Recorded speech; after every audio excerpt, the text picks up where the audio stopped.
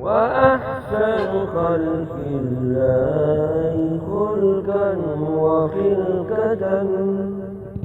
وأنفعهم للناس عند النوائب، وأجود خلق الله صدرا